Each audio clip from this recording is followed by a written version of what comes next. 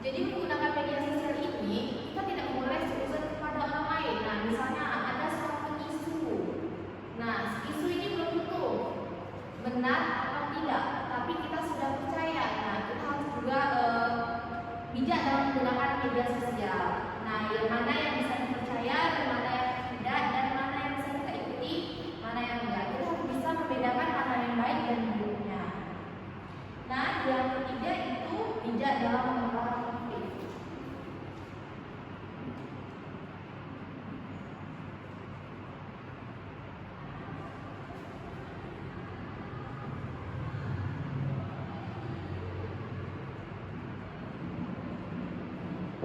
Anda paham apa yang dimaksud kita ini?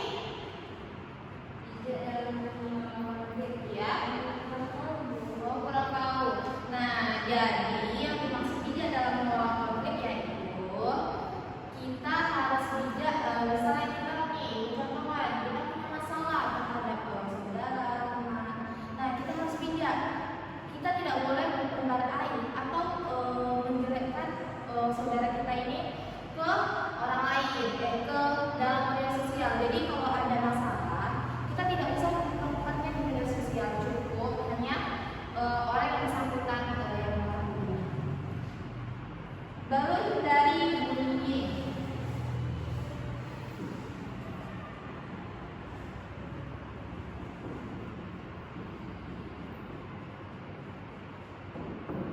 Dan yang pastinya kita tidak asing dengan kata-kata bullying, yaitu kita tidak boleh membuli sesama teman, apalagi sesama perempuan. Tuh banyak tuh contohnya orang yang menggunakan media sosial yang sesama perempuan menjatuhkan perempuan juga, seperti dari segi fisik, pandangan, sifat, dan sebagainya. Itu tidak boleh. Baru kita harus membagikan informasi yang benar.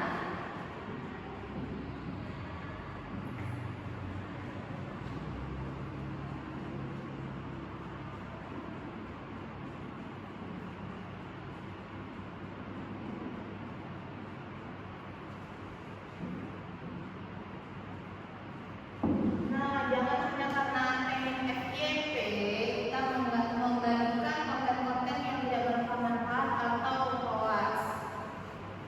Baru jaga waktu dan batasan penggunaan. Kita harus membatasi waktu kita dalam menggunakan media sosial. Tidak boleh sampai berjam-jam, berlama-lama sehingga jam tidur kita juga terganggu. Nah, itu di sini akan dijelaskan dari manfaat media sosial. Jadi manfaatnya itu kita memudahkan kita untuk berkomunikasi dengan orang lain dengan jarak jauh, misalnya melalui video call, live, dan banyak sekali sebagainya. Dan kedua itu memperluas pergaulan kita. Misalnya kita bisa kenal dengan orang yang jauh di sana. Nah, kita bisa berinteraksi dengan orang yang di luar negeri, walaupun kita tanpa bertemu, tapi itu bisa memperluas dalam pergaulan kita.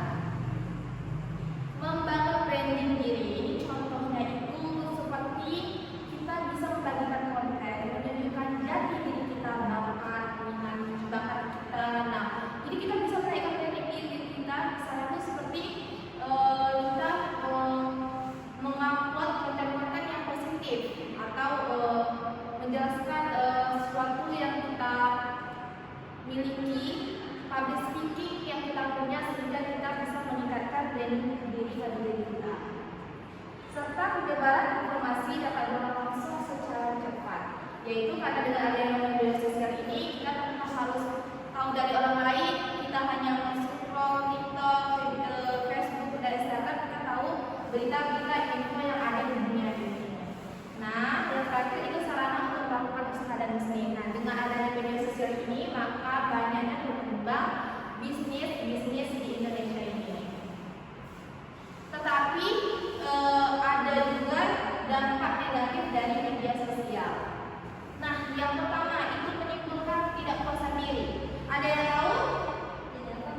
Menimbulkan ketidakpuasan diri. Nah, berarti insecure. Nih, misalnya kita melihat postingan orang, nah dia cantik, tinggi, langsing, putih. Nah, menimbulkan diri kita, kok nggak tidak seperti ini ya, gitu. Menimbulkan insecure pada diri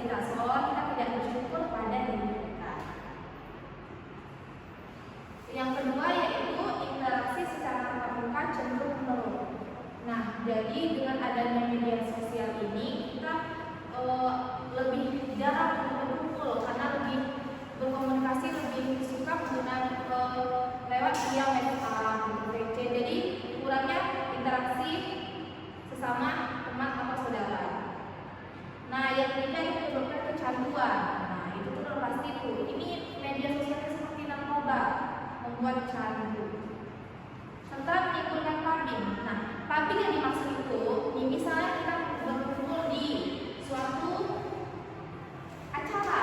Nah, yang dimana karena orang pada sibuk dengan media sosial ini, mereka berkumpul hanya formalitas saja, diri mereka yang di situ, tetapi tidak adanya berinteraksi, berbicara kepada kawan sebelah karena sibuk dengan media sosialnya masing-masing. Masalah privasi. Nah, banyak privasi orang yang terbongkar, yang disebarkan. Itu lagi termasuk dari dampak negatif media sosial. Yang ketiga, yang terakhir yaitu rentan terhadap pengaruh buruk orang lain. Nah, itu contohnya kita terpengaruh dengan budaya barat, pakaian yang pendek, yang kurang jahitan, serta bahasa tutur kata seperti bukan tutur bahasa kita di Indonesia ini. Karena Indonesia ini kan terkenal dengan tutur kata yang lembut, sopan, pakaiannya baik, sikap dan perilakunya. Nah,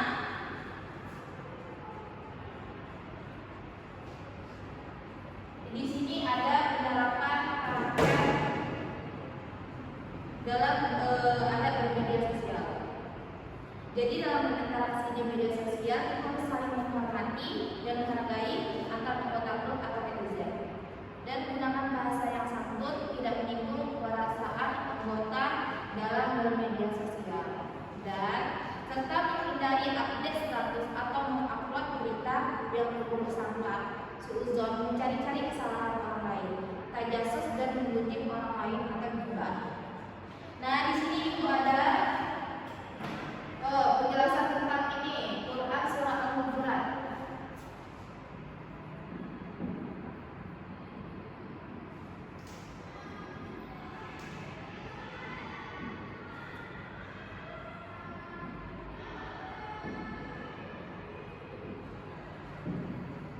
Nah, coba Anda semua tulis yang bertentangan, yang terjemahan atau tafsir dari Quran surah Al-Hujurat pasal 9 ayat 12. Nah, dikasih waktu 3 menit. Sekalian ibu ingin membuat tugas untuk kalian. Artinya ditulis. Iya, artinya. Silakan ditulis.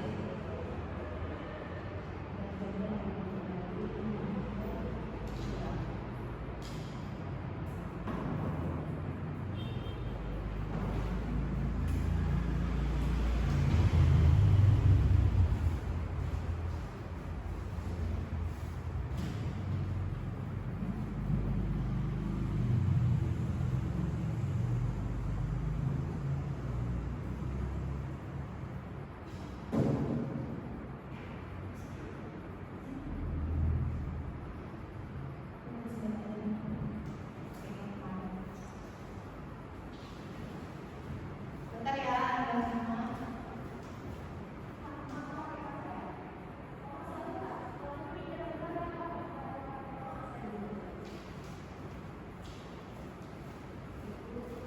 Iya. Kenapa? Ini artinya dihafal terus. Oh, boleh dihafal. Nah, tidak perlu dihafal tapi dipahami saja. Nah, silakan dulu.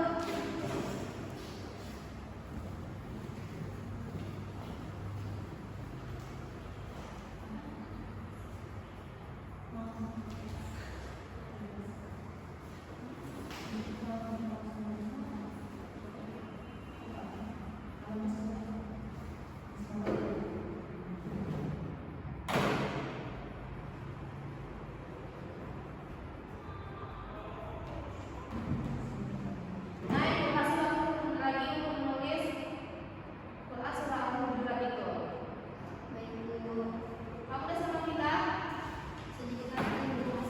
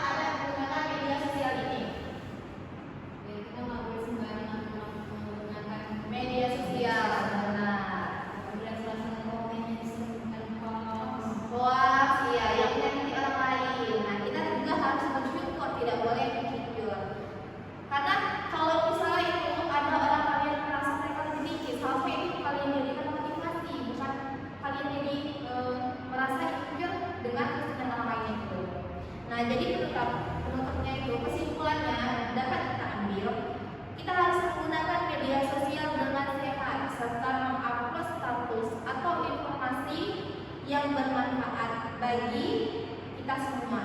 Dan kita harus